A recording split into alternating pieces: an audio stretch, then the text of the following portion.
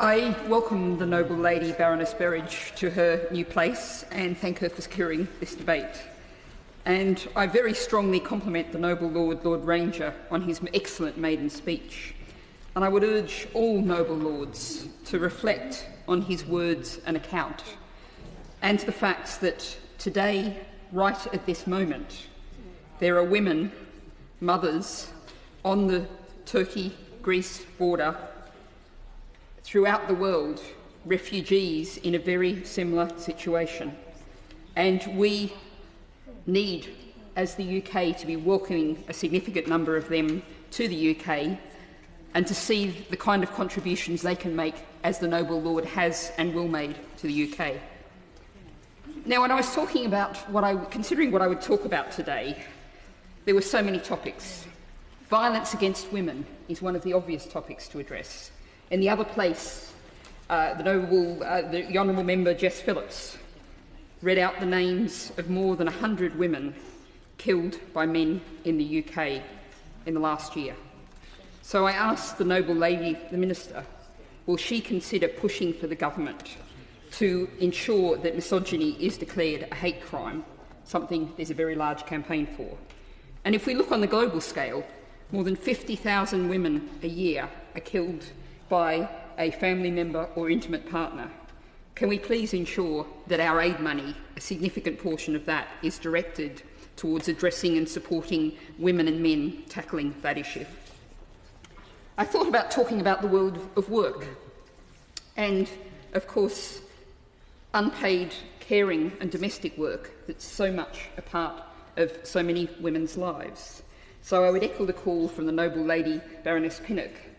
Please, Baroness Berridge, could we consider increasing the carers' allowance, something that would improve so many women's lives? And again, if we look on the global scale, young women today will, through their lifetime, by the end of their life, have done 4 years more work than their male compatriots. A lot of that unpaid caring work. When we think about our policies, our economic and development policies, let's think about the fact that GDP, gross domestic product, doesn't count or consider any of that, doesn't value it. So those were a couple of things I thought about talking about. But as a Green peer here, I guess there's something I have to come to, which is women and the climate emergency, a topic on which I am asked to speak. Your Lordship's House may not be surprised to know quite often. And there's some obvious points to be made here. Women, as heavily overrepresented among the poor around the world, are hugely vulnerable to the climate emergency, while having done almost nothing to contribute towards it. They have less access to resources, less access to information. In disasters related to the climate emergency, they are in more danger. And they, of course, become climate refugees, but sometimes they don't become climate refugees when that is actually what they need to be. Inability to move, which disproportionately affects women, is a danger and a threat to life that we need to acknowledge. More positively, I also talk about the fact that women have knowledge and solutions to the climate emergency. Too often, that knowledge is not respected or acknowledged, and I would very much hope that our aid programs and our approach on the international stage, our approach at COP26, will very much value and support that knowledge being taken into the international efforts. Knowledge about food production, about household management, about land management, about social cohesion. But it was actually a few years ago when I was speaking at a Women's Environmental Network event that it really struck me the parallels and the similarities between the situation of people campaigning on the climate emergency and people campaigning for women's rights. I reflected on the words of the wonderful feminist historian Sheila Rowbotham, who talked about, back in the 1970s, we thought that we'd win something, and then that was secure and we moved on to the next thing, but then we found we had to keep fighting the same battles again and again and again. And I can draw real parallels with that with the efforts against the climate emergency. If we look at the Climate Change Act of 2008, a wonderful success, a great victory, but not one whose results are assured.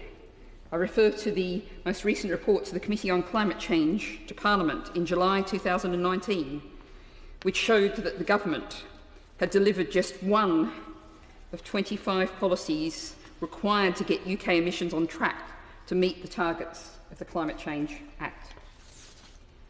The problem is that when we fight issues, individual issues, once that issue is apparently won, the momentum, the energy, heads off in new directions, and the system reverts to status quo settings.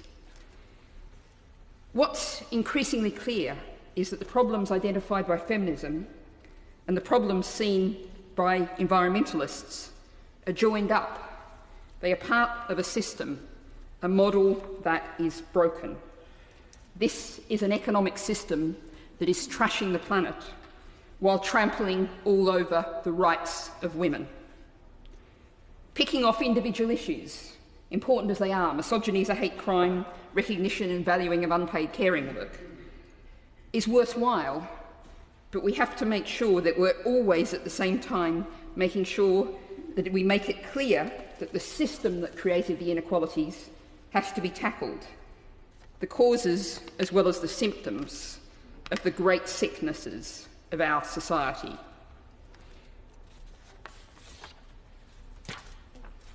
It's a way in which we join up feminism and environmentalism. As the saying goes, system change, not climate change. System change, not patriarchy.